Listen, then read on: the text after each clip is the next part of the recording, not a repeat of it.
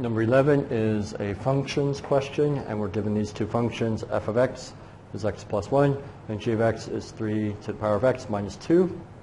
And the first thing they ask is to write down the x-intercept of the graph y is f of x, and the y-intercept of the graph g of x. And just as a little refresher,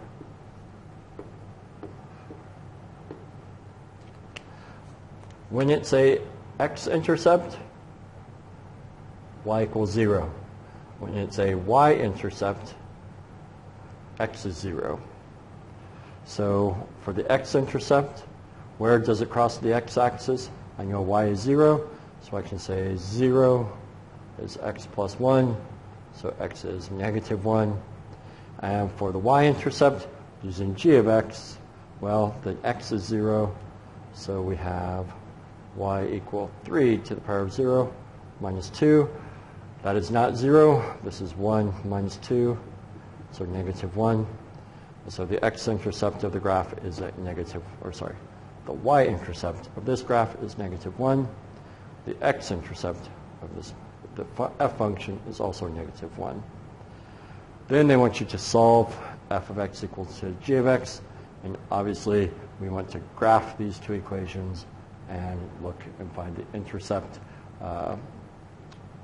using our calculator. And so we'll take a moment to do that. So the first thing I need to do is graph the equation to be able to see it.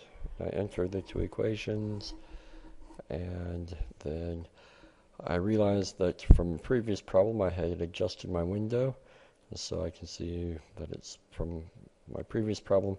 The quick fix is to zoom and number 6 standard, and then when I see the graph, I can see the points of intersections clear enough that I can move forward.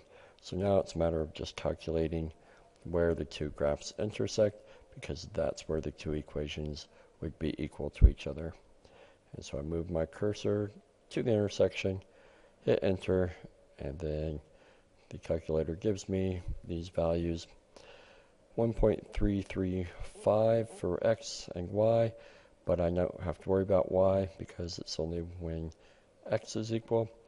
And I'll make that 1.34, rounding up to 3 significant figures. And then I need to find that second point of intersection, repeating the same steps. And then once I get the answer to negative 2.961, that 1 will not round up, so to 3 significant figures, just negative 2.96. So from my calculator, I have these two values, where x is equal to negative 2.96 was one intersection, and x being equal to 1.34 was the second intersection. And then for what values was f of x equal, or sorry, write down the intervals for which the values of f of x being greater than the g of x.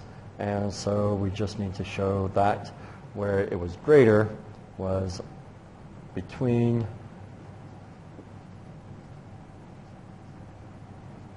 these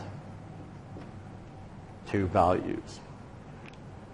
And it's not saying, we're not using greater than or equal to, because it's not allowing us to be equal to, and at the intersections is where it was equal.